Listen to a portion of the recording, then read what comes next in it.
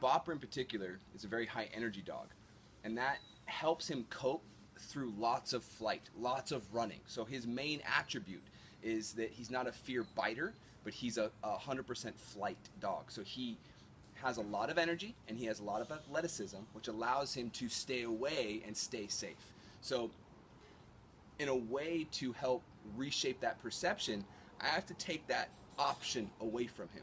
If I remove the option for flight, the brain can start to reevaluate the situation, and in enough time and enough kind of practice, we can start to reshape that perception. So today we kind of have three separate individuals that have different varying levels of a relationship. And that's one of the best ways to understand a dog that's dealing with behavioral issues.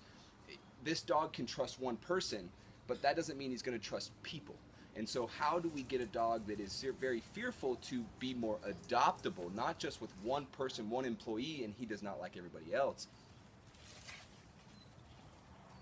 Bopper doesn't run and hide in the corner. You'll notice that his trust level is unique in the sense that he's willing to be this close, right? So this is a version of trust.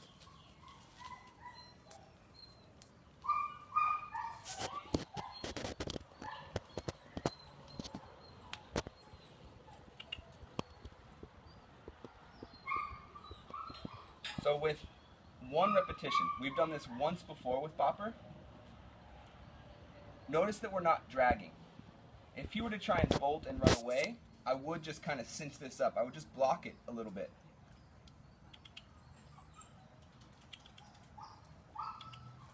So what you have here is a situation where he has multiple associations.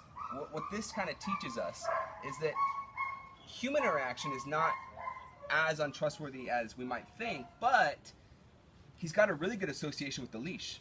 He didn't really know what a leash was when he came here. So this has been a big part of our avenue of teaching what a leash is and how to yield the pressure. So instead of fight pressure, move with it with people he does trust. We have a situation where we can accomplish getting him to do something that might be a little awkward to him. Most humans, especially with a small dog, they're moving towards with their hands. They're trying to grab.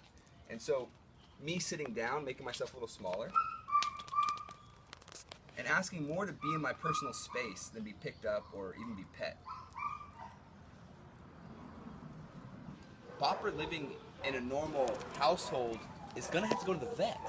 So manipulating body posture, constraining, these are all things that if he can't do, I mean, dogs get returned for smaller problems than can't go to the vet, you know? So it's a big deal. And this kind of stuff, you know, it's not just about it's cute or anything like that. It really is playing to a factor on how adoptable this dog can be.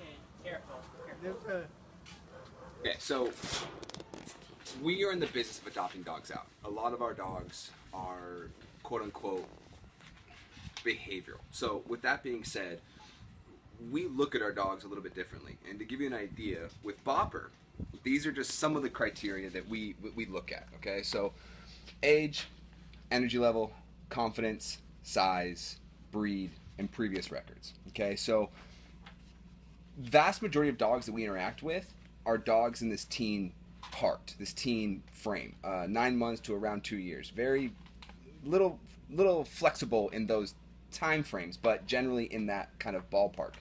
A teenage dog is really looking to find out where they fit in. They are not trying to be friends with everybody. They want to know where they fit in, where do they fit in, where do they fit in.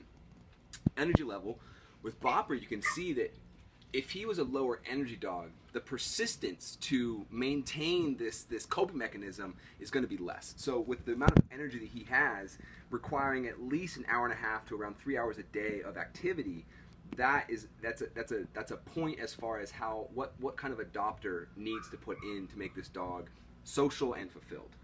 Confidence, vast spectrum.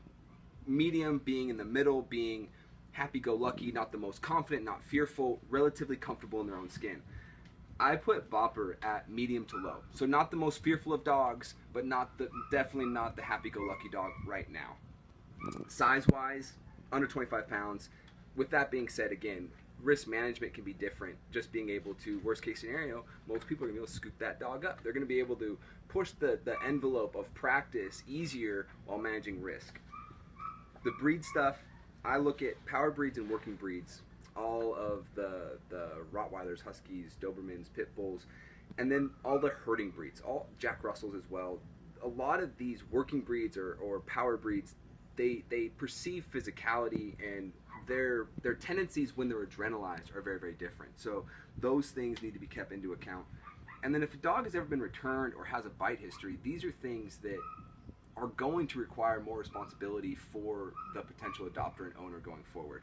So with all of these criteria in place, we can start to see not just a small dog named Bopper, but what makes up Bopper, and what kind of relationship is going to be necessary to ensure, to the best of our ability, that this dog is going to have a productive, fulfilling, safe, happy life.